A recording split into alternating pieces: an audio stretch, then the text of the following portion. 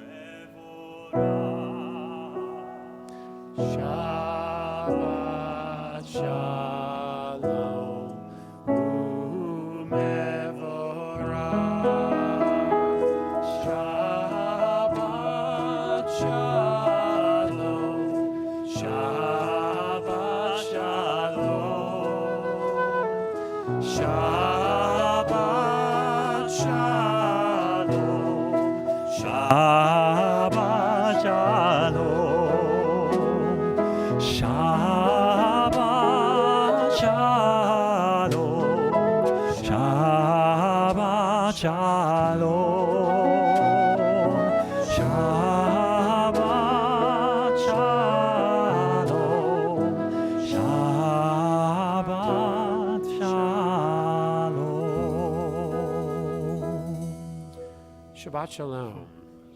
It's so nice to be together here in the sanctuary at Westchester Reform Temple for our Shabbat Evening Service. I'm Rabbi Daniel Reeser. This is our student cantor, Isaac Sonnet Asor, and we're joined in the leadership of today's service by Brian Gelfand at the piano, by Idan Sandhaus on woodwinds, and by Jerome Morris on percussion, and also by a member of our Board of Trustees, by the synagogue's treasurer, Andy Frankel, one of the hardest volunteer jobs in the synagogue. Thank you, Andy, for being with us this evening. It's nice to gather together to have a little bit of respite, a little bit of time to refresh ourselves after a busy week. And we know that especially the Jewish people this past few weeks has been carrying the pain of 3 terror attacks in Israel over the past couple of weeks. We'll, throughout our service, be taking opportunities to hold the victims of that terror in our heart and to pray for peace in the land that we love so dear. But to help us welcome the spirit of Shabbat most fully, why don't we begin by lighting candles? We'd invite Andy forward to help us do so now.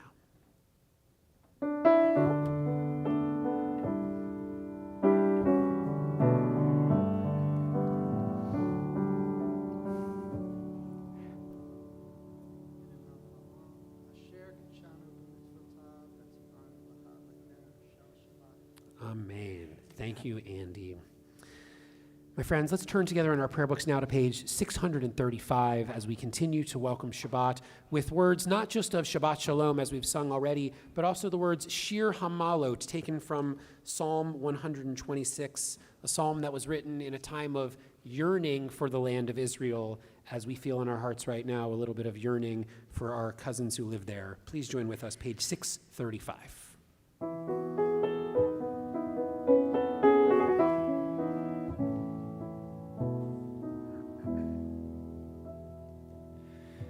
שיר המעלות בשוב אדוני את שיבת ציון היינו כחולמים שיר המעלות בשוב אדוני את שיבת ציון היינו כחולמים אז ימלא שחוק פינו ולשוננו רינן אז יאמרו הגויים הגדיל אדוני לעשות עמלה שבת שלום שבת שלום שבת שלום שבת שלום.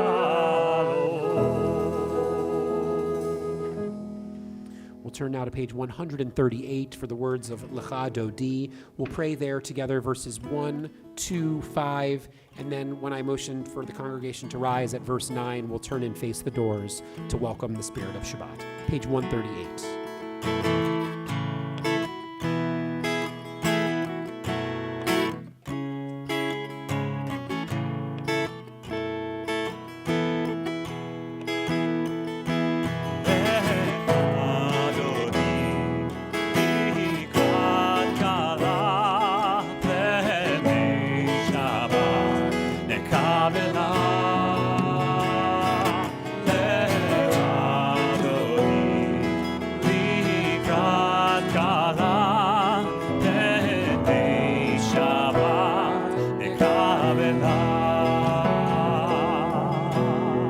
שמור וזכור בדיבור אחד כי מקור הברכה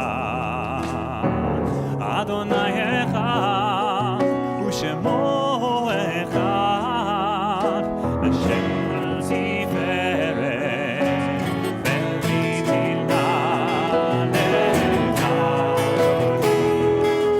אדוני ברכת קלה פני שבת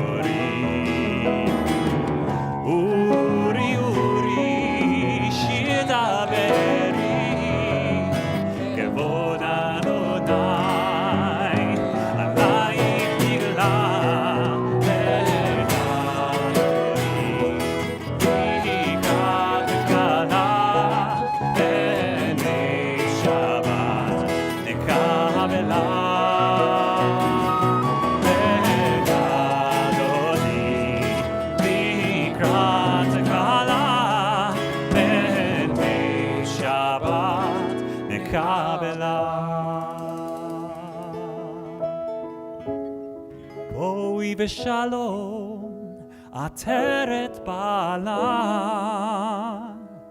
גם בשמחה ובצהלה,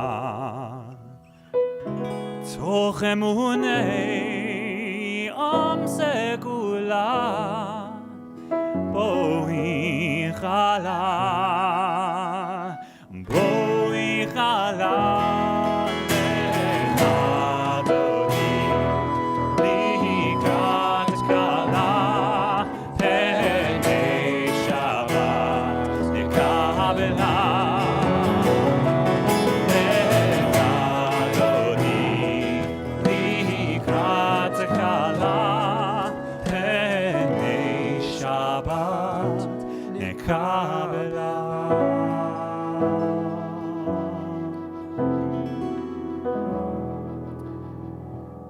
We remain standing as we turn to page 146 for our call to prayer, Baruch Hu.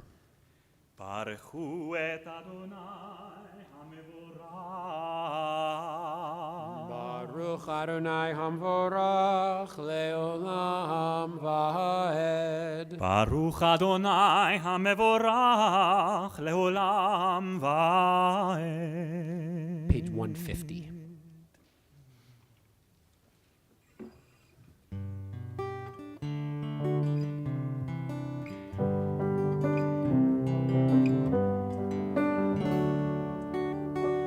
אהבת עולם, בית ישראל, עמך אהבת. תורה ומצוות, חוקים ומשפטים, אותנו לימדת. כי הם חיינו ואורך ימינו.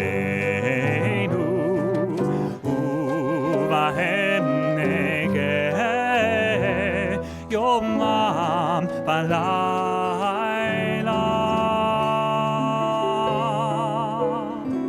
ואהבתך אל תסיר ממנו לעולמים. ברוך אתה אדוני אוהב עמו ישראל,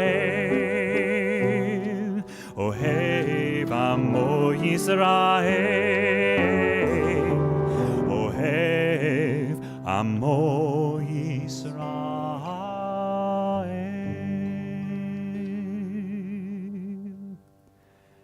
שמע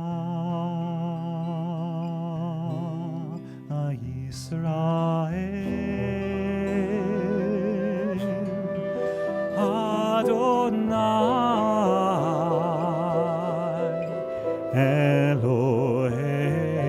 אלוהינו, אדוני, אדוני אחד. ברוך שם כבוד, שם כבוד, מלכותו לעולם, לעולם ועד.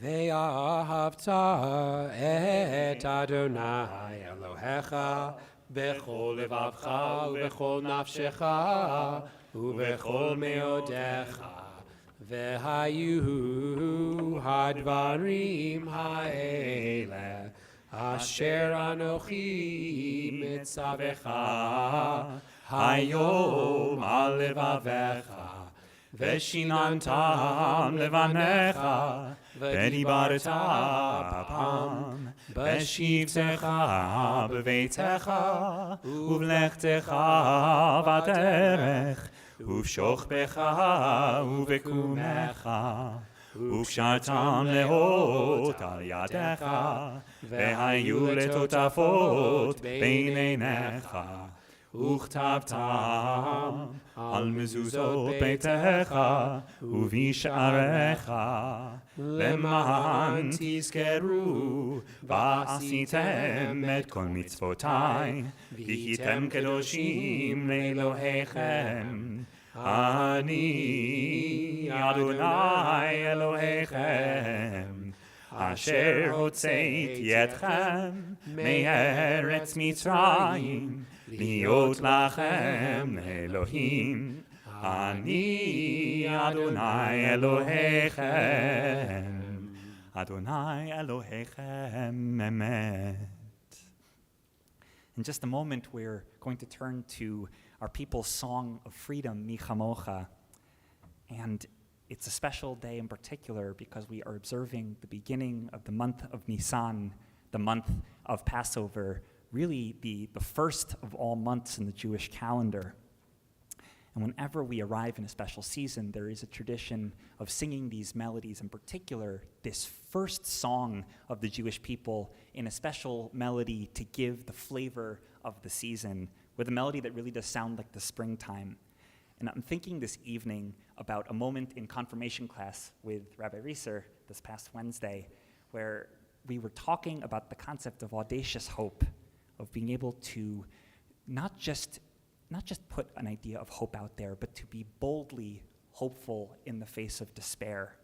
And we were talking with all of the students in our class about what are some of the symbols of that audacious hope in the Passover story. And a few ideas that came to mind are the idea that Moses' mother had placed him in the basket, not knowing what was going to happen, or the famous midrash about Nachshon, who walked into the waters just until the waters of the sea were at his forehead, with the faith, with the hope that the waters would split before him. And there was one extra little story that I was thinking about that appears in a midrash. And the rabbis noted, they say that Miriam the prophetess took a timbrel in her hand, and all of the women went out after her dancing with timbrels. And the rabbis, nothing really ever gets past them. And they say, well, where did these timbrels come from? Our ancestors didn't even have time for their bread to rise, and yet somehow they have musical instruments as they're making their way out into the desert. And the rabbis say, well, this was because the people had fashioned their own flutes and their own drums, waiting for a day in which they would finally be able to use them. And to me, that is the ultimate sign of audacious hope. And so as we look to our future, may we all take this time to make our own instruments, for the instruments that one day we'll be able to use them, with this idea that we know that even in a dark time, there will be a future in which we'll be able to celebrate. We will continue with this seasonal melody for Mi Chamocha, page 240.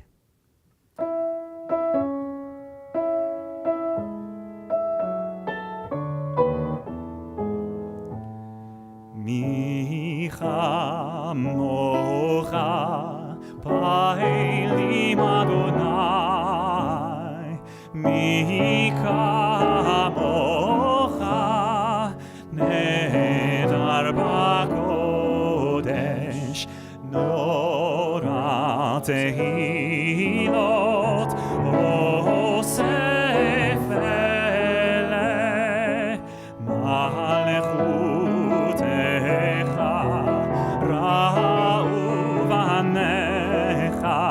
בוקע לפני משה ומרים זלי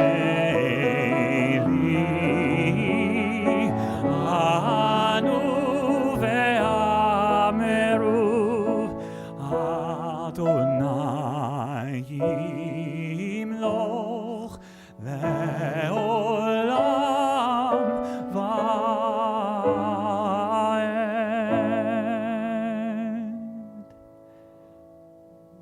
ונאמר כי פדה אדוני את יעקב וגאלו מיד חזק ממנו ברוך אתה אדוני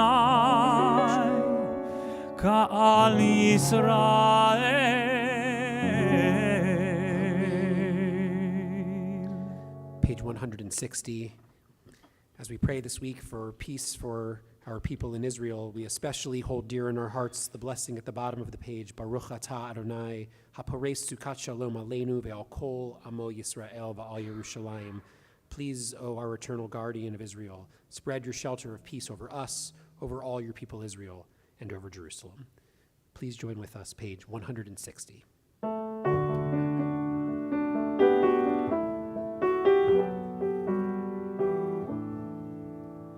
Baruch atah Adonai, haporei sukat shalom. Shalom aleinu ve'al kol amo Yisrael. Ve'al Yerushalayim ve'al kol amo. Ve'al Yerushalayim shalom. Ve'al Yerushalayim ve'al kol amo.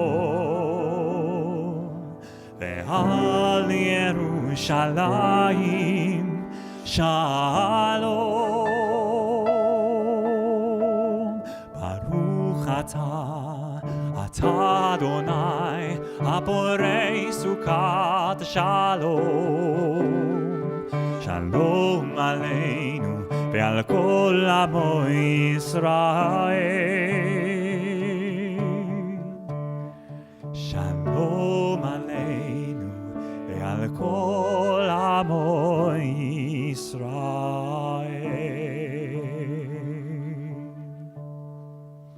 162.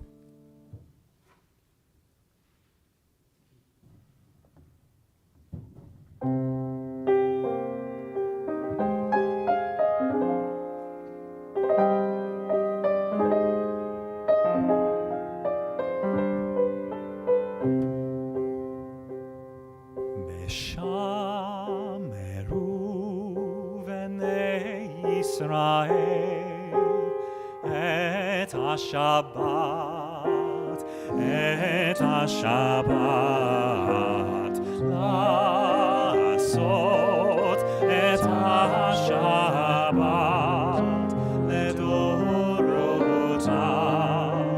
לדורותם ברית עולם. ביני ובין בני ישראל, אותי לעולם. ביני ובין בני ישראל, אותי לעולם. כי ששת ימים עשה אדוני את השמיים ואת הארץ, וביום השביעי שבת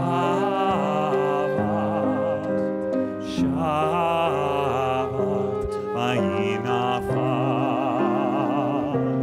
ביני ובין בני ישראל, אותי לעולם. ביני ובין בני ישראל, אותי לעולם. ושמרו בני ישראל את השבת,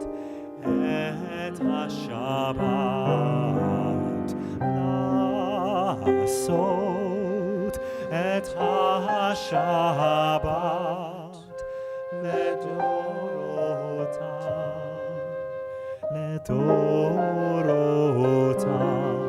ברית עולם.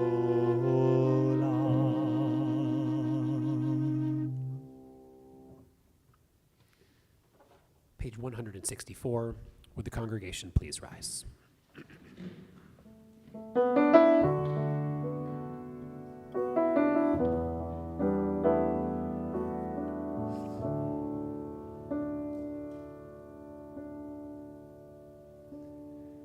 Ya la la la la, ya la la la la, ya la la la la, ya la la la la.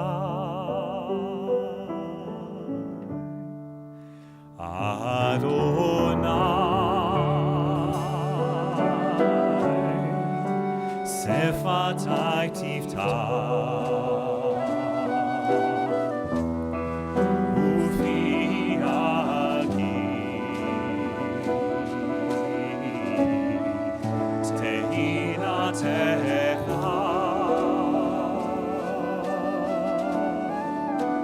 Adonai.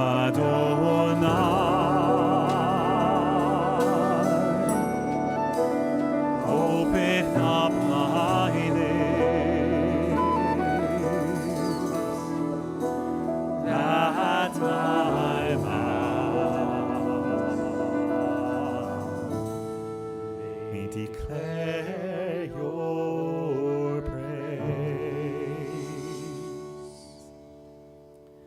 Baruch atah Adonai, Eloheinu ve'Elohei Avoteinu ve'Imoteinu, Elohei Avraham, Elohei Yitzchak, ve'Elohei Yaakov, Elohei Sarah, Elohei Rivka, Elohei Rachel ve'Elohei Leah, Ha'el Hagadol, Hagibor ve'Hanora, El Elyon, Gomel Chasadim Tovim, Ve'Konei Hakol, Ve'Zocher Chasdei Avot ve'Imaot, U'Mevi Geula Livnei V'neihem, Leman Shemo be'ahava, Melech Ozer U'Moshia U'Magen, Baruch atah Adonai, Magen Avraham, Ezrat Sarah. Ata Gibor leolam Adonai, Mechayei hakol ata Rav lehoshia. Mashiv haruach umorit hagashem, Mechalkel chayim bechesed, Mechayei hakol berachamim rabim, Tzomech noferim verofei cholim, Umatir asurim, Umekayem emunato, Mishenei afar. Michamocha bal geburot, Umido melach, Melech memit umechayeh, Umatzmiach Yeshua, V'ne'eman ata lehachayot hakol. Baruch atah Adonai, Mechayei hakol. Ata kadosh v'shimcha kadosh, U'kdoshim bechol yom yahalelucha selah. Baruch atah Adonai, Ha'el HaKadosh. We invite you now to take a few moments for private reflection. You might look for words of inspiration in our prayer book or in your own heart. You can spend this time either standing or sitting.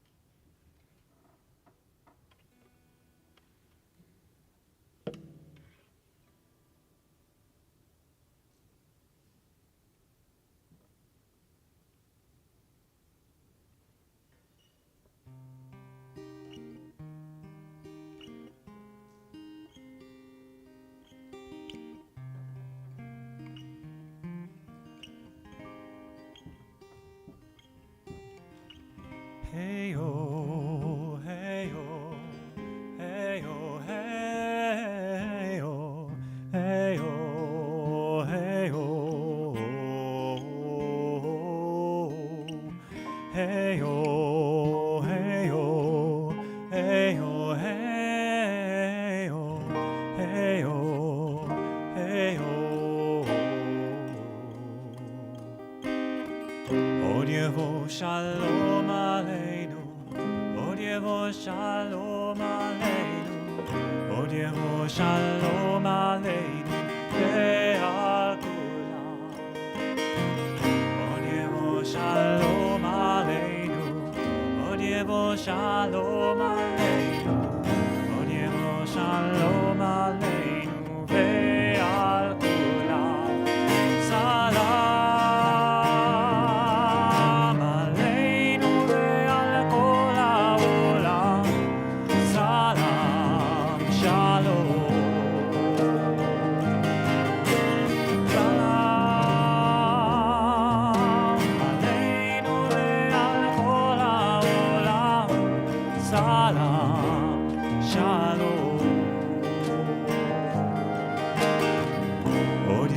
Shalom Aleinu, Od Yevo Shalom Aleinu, Od Yevo Shalom Aleinu, Ve'al Kulam.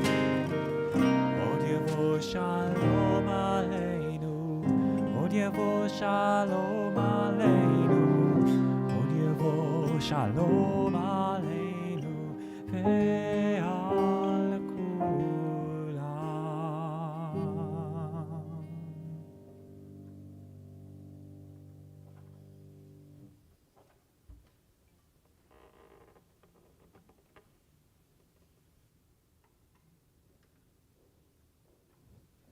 Don, am I good on this? Okay. Shabbat Shalom. And am I good if I come out here too? I know we've got people joining us on the live stream. I wouldn't want them not to be able to see, but I also want to be closer to you all. Shabbat Shalom. So as Isaac mentioned, tonight is Rosh Chodesh Nisan, the first day of the Hebrew month of Nisan, the month that Passover falls in. And as a result of it being Rosh Chodesh Nisan, the first day of the month that Passover falls in, we are, as of sunset tonight, officially in the Passover season, at least according to the Jewish calendar. But of course, there are unofficial ways that we might know that it's Passover, and we've already long since reached those mile markers. One way that at least I have known that it's Passover season is that I've now, on more than 2 occasions, bumped into congregants at Stop and Shop with shopping carts just full to the brim with supplies of things they need for their Passover Seders. I saw one congregant, no joke, she must have had like 40 2-liter bottles of Coke with those little yellow lids, the ones that are kosher for Passover. That's how I know that Passover is upon us, is when I start seeing all of our good people from WRT at Stop and Shop buying their Passover foods, which I would just add, it seems like Stop and Shop has Hamantashen in season all year round, except for at Purim. So if you know anybody at Stop and Shop, help them figure out the Jewish calendar. Hamantashen in December, not right. But Passover is upon us, and in my own family, and I don't know about in yours, we have this tradition that on the first night of our Seder, we have a very sort of common Seder. We go through all the pages of the Haggadah, as you might expect. We don't deviate too much from the script. I mean, it's a thorough and it's an engaging Seder, but it's pretty by the book, so to speak. And then on the second night is when we try to let our creativity out and to try something different. There was one year where the entire second night Seder was just on the passage about the 4 children. Maybe you know that passage. There was a parent who had 4 children, one wise, one rebellious, one simple, and one who didn't know how to ask a question. We had like a 3-hour conversation just on that little parable. So 2 different kinds of Seders. One very common, very by the book, and one a lot more out of the box, a lot more creative, a lot more free form and open to experimentation. And it's exactly this contrast that I want to explore together tonight. So Joni has some handouts that I'm going to ask her to pass around now. And as they're coming around, I'll kill time by saying that the conversation we're about to have is based on an essay by a scholar whose last name is Arno. I can't think of his first name right now. Maybe it's Ron.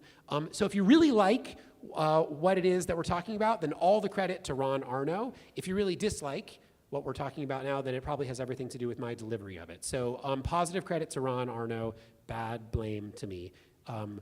that'll be enough while the sheets are coming around.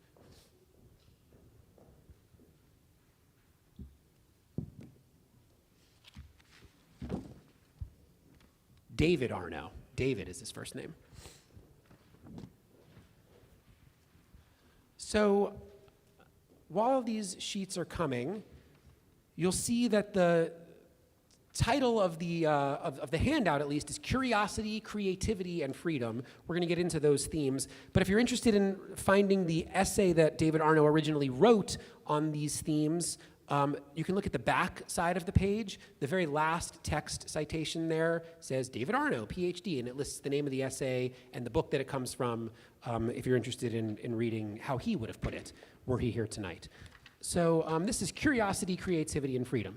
Let's start with the following. The Passover Seder that we all have known to hopefully love and enjoy was not originally a part of the Passover holiday.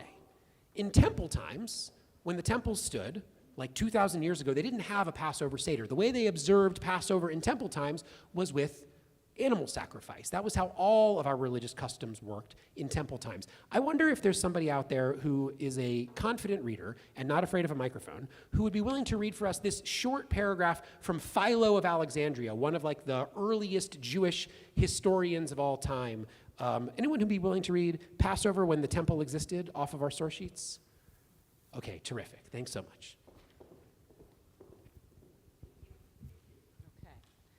Okay, Passover when the temple existed.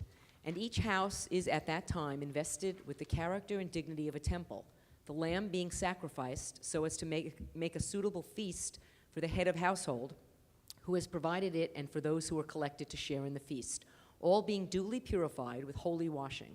And those who are to share in the feast come together, not as they do to other entertainments, to gratify their bellies with wine and meat, but to fulfill the heredity custom with prayer and songs of praise.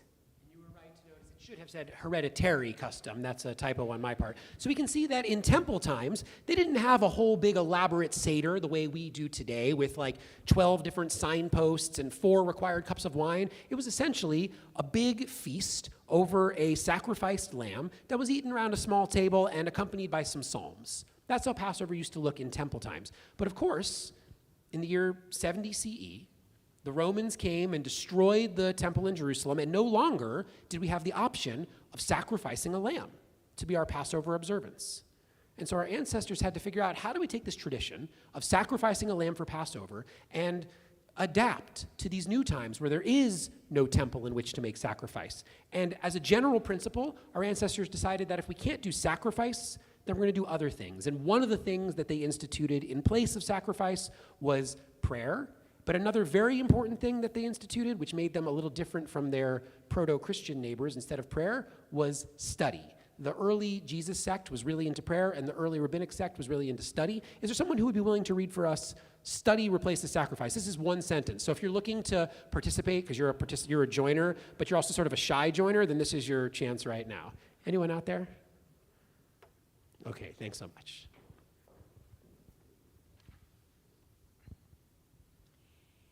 If 3 have eaten the same table and have spoken words of Torah, it is as if they have eaten from the table of the omnipresent one, or the sacrificial altar. Thank you so much. And by the way, you don't have to be the mom of someone who is clergy in order to be one of our readers tonight. So far, both of our readers happen to have a daughter who is clergy. You don't have to have a daughter who's clergy in order to read this evening. Okay, our reading here that no longer can we sacrifice animals. We don't have the opportunity anymore. But now we've got this new idea. If 3 people are seated together at a table and sharing a meal, but if they don't just share a meal, if they also have some conversation about Torah, some study, some learning, some good conversation, then it's as if they've eaten not just the food off their own table, it's as if they've eaten off the table of God, God's self. And what's God's table? Well, God's table would mean the sacrificial altar. So this conversation over a meal is like a replacement for what used to happen, the sacrificing of animals. We can see how study is starting to replace sacrifice in the time after the destruction of the temple. Okay, so if we can't sacrifice an animal, instead we're going to have a study meal. And, well, what should we do during this study meal? Not a steady meal, a study meal. There are 2 ancient Jewish books, one called the Tosefta and one called the Mishnah. The names aren't important, at least not for this conversation. And these two ancient Jewish books, the Tosefta and the Mishnah, are going to outline what we're going to do at this study meal. The Tosefta very, very slightly predates the Mishnah. So we're first going to read what it is that the Tosefta proposed for this study meal, and then we'll read what, like, one generation later they revised it for in the Mishnah. This is not a terribly good reading part. Like, if you were in the school play and you got assigned to, like, this was your part, that you were going to read this table, then, like, you wouldn't be a happy actor. I'm not going to have us read through these bullet points. I'm just going to point out the following, that from the Tosefta on the left to the Mishnah on the right, there are a couple of revisions. First, the bullet points that are in black are things that are common to both the Tosefta and the Mishnah.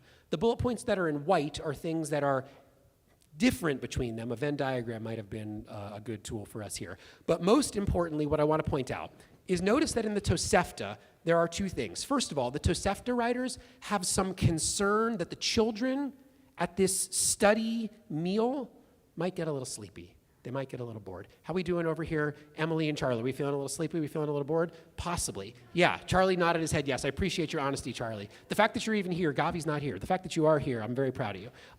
The Tosefta is worried about sleepy kids at this study meal, and the Tosefta doesn't have very good ideas about how to keep kids from getting sleepy. What the Tosefta proposes when it says concern about sleepy children is like steal their matzah. I'm not joking. It actually says in the Tosefta, if the kids are starting to nod off during this study meal, steal their matzah and it'll wake them up. Not all that engaging. One other thing to point out about the Tosefta is that at the very end, after 4 cups of wine and Kiddush and Hallel and the kids getting tired and the matzah and the lettuce and the meal, even after the meal, they're going to have an all-night study session. Okay, I love Jewish study, but I think that after all of that, I'm kind of ready to wrap it up. Like, it's time to go home already. To put the study session at the very, very end of the meal, maybe not the best plan. And a good thing that then just a generation later, the Tosefta gets revised and becomes a different order of things in the Mishnah. Now looking in the right-hand column of our chart, the Mishnah is not worried about sleepy kids, because the Mishnah has a better design in mind for this study meal. And the most important part is that the all-night study session, which had been at the very end in the Tosefta, first of all, gets moved up to before the meal. Easier to pay attention when you're not already kind of sleepy from the tryptophan. Is that a real thing? From Turkey? I looked at our doctor to see if is tryptophan a real thing? Doctors. Okay. Yes, it is. Okay, good. Better to do it before the meal. And then second, it takes what formerly had been a study session, studying the laws of the sacrifices, and realizes, okay, not only is it better to do that earlier in the night, even better, let's change the content a little bit. Instead of having a study session about laws of sacrifice, instead, they propose, let's tell the story.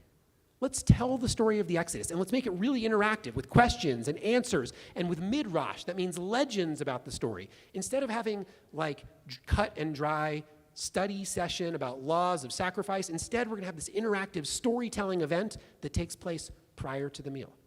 Pretty good revisions, I'd say, between the Tosefta, then to one generation later, the Mishnah. Both of them trying to figure out what do we do at this study meal, which is replacing temple sacrifice. We all following so far?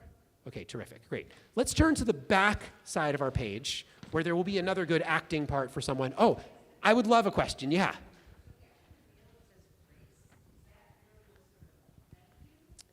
It's Birkat Hamazon, the blessing after the meal, which Arno in his book lists as just grace, but Birkat Hamazon is what it really means. The blessing after the meal, which some of us may know from whatever we know it from. Okay.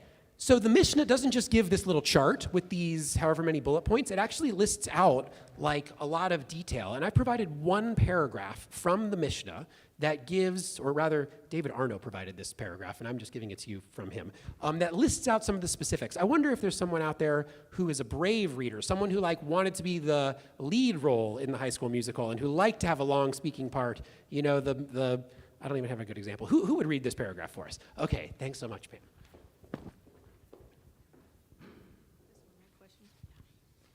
The attendants pour the second cup for the Seder leader and hear the children ask questions about the Seder. And if the children do not have enough understanding to ask questions of their own, the Seder leader asks these questions. Why is this night different from all other nights? On all other nights we eat leavened bread and matzah. On this night, only matzah. On all other nights we eat other vegetables. On this night, bitter herbs. On all other nights we eat either roasted, stewed, or cooked meat. On this night, the roasted meat of the paschal lamb. On all other nights, we dip vegetables in a liquid only once, on this night twice. And according to the ability of the children, the Seder leader teaches them about the Exodus. The Seder leader begins with the Jewish people's disgrace and concludes with their glory. And the leader expounds upon the passage. And father was a wandering Araman, Deuteronomy 26:5. Thank you so much. It actually should have said, my father was a wandering Aramean. That's my typo, I'm sure. Okay, 3 things to point out. Actually, maybe 4. First of all, notice that this comes from the Mishnah, so the second revision. And notice that it's from Mishnah chapter 10, like Mishnah 4, meaning this is just one instruction. There's a lot of other instructions about the Seder. This is just one of the instructions. And, okay, that was the first thing to point out, that we're just getting a little snippet of the Mishnah's whole list of instructions about how to have a Seder. First thing. Second thing is our footnote. Notice that of the 4 questions, 3 of them may be familiar to us today from our Haggadah, the one about matzah, the one about bitter herbs, and the one about dipping our vegetables. But today, we have a different third question. Our third question in our Haggadah is why on this night do we recline?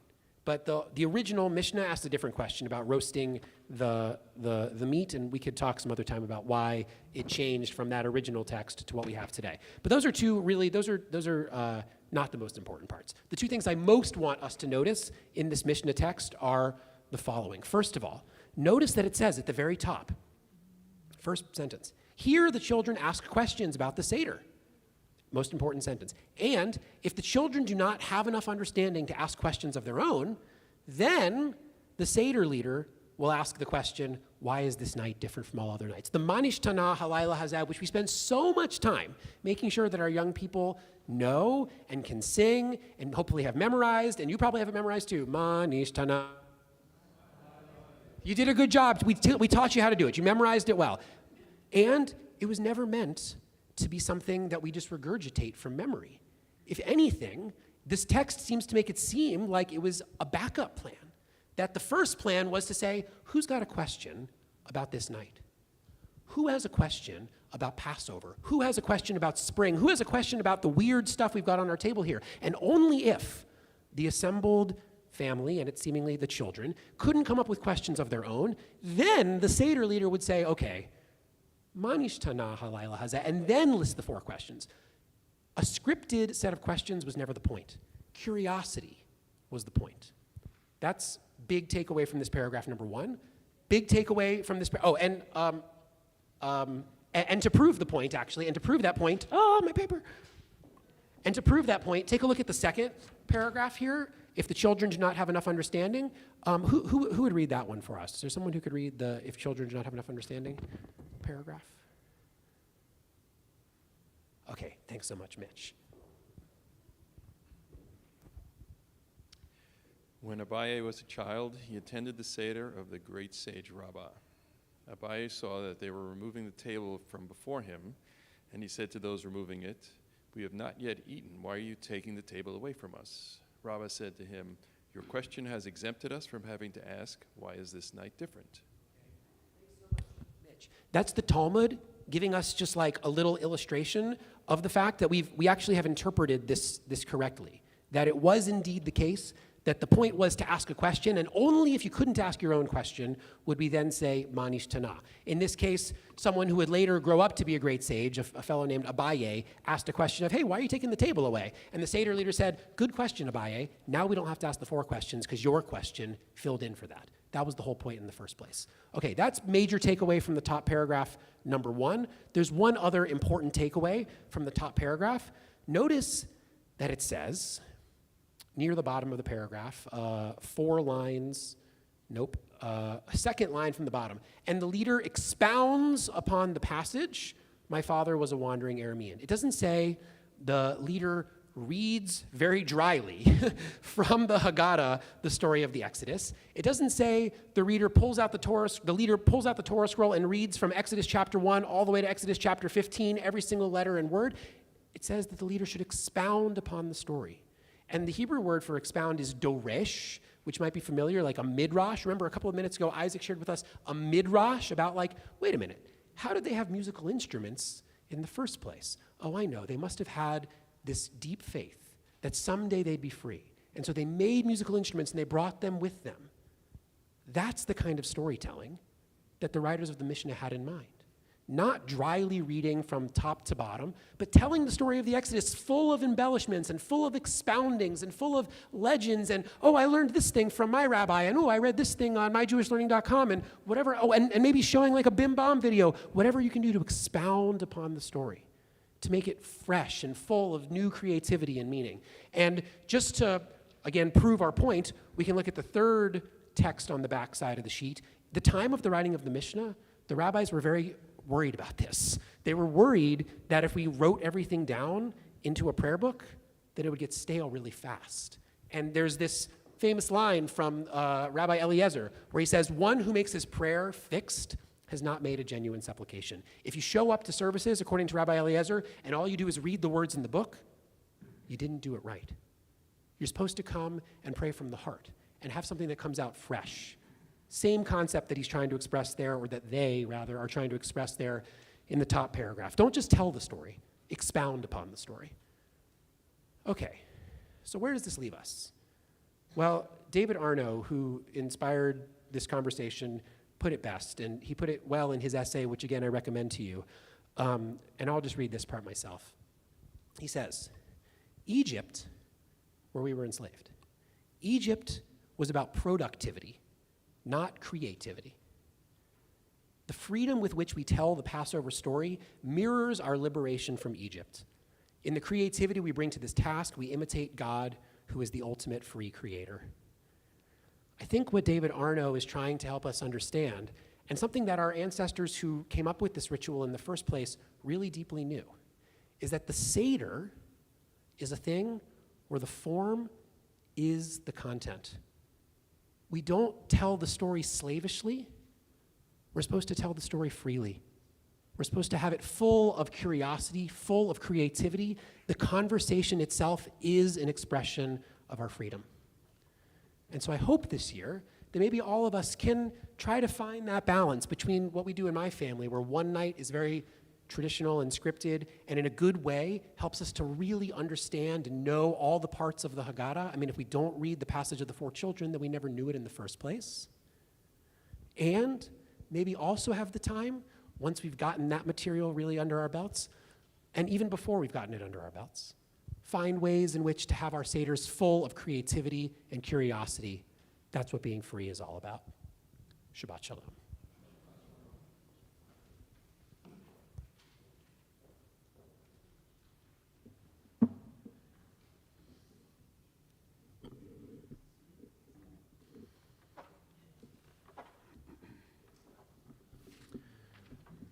We'll turn our hearts now to people who are in need of prayers of healing. And if there's anyone you're praying for this Shabbat who would feel good to know that you had shared their name aloud with this community, I invite you to rise in your place and speak their name at this time.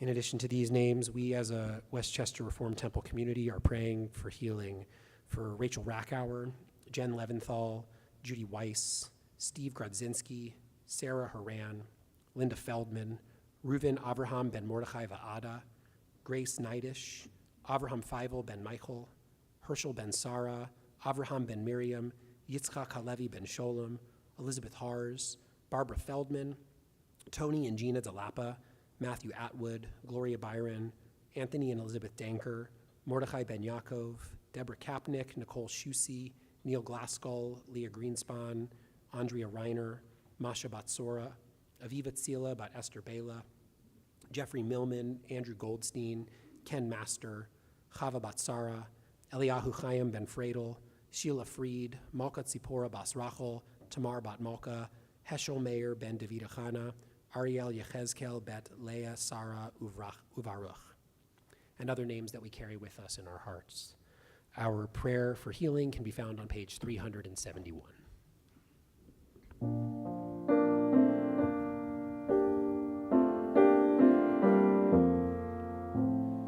Mi shebeirach avoteinu mekor habracha leimoteinu. May the source of strength, who blessed the ones before us, help us find the courage to make our lives a blessing, and let us say, Amen. Misheberach imoteinu mekor habracha lavoteinu.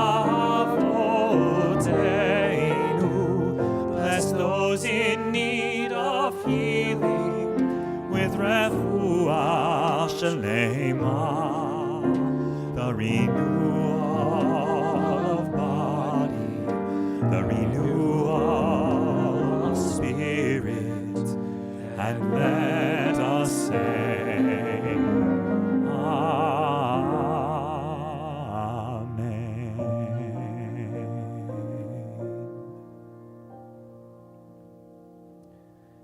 As we've mentioned elsewhere in our worship together, we know that these past 2 weeks have been tough ones for the people of Israel, who've endured 3 separate terror attacks in the past 2 weeks, the victims of whom have not all been Jewish citizens of Israel, but also Druze and Arab Christians.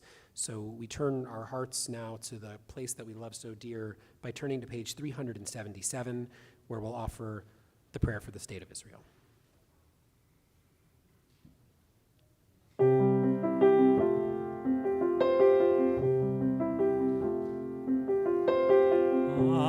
Avinu shebashamayim, Sur Yisrael begoalo, Barech et Medinat Yisrael, Reshit michat geulateinu.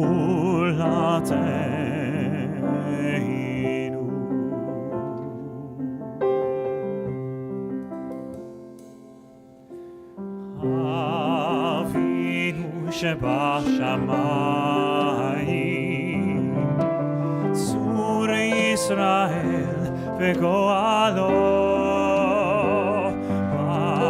Barech et Medinat Yisrael, Reshit michat geulateinu.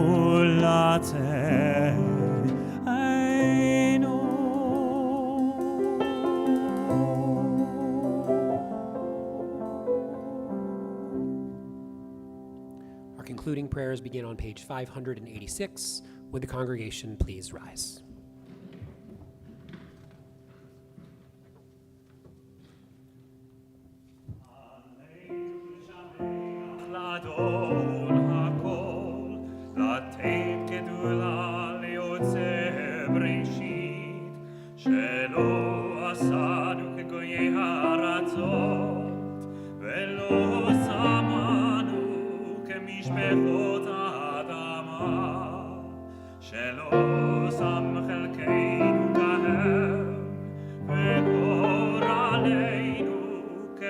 Oh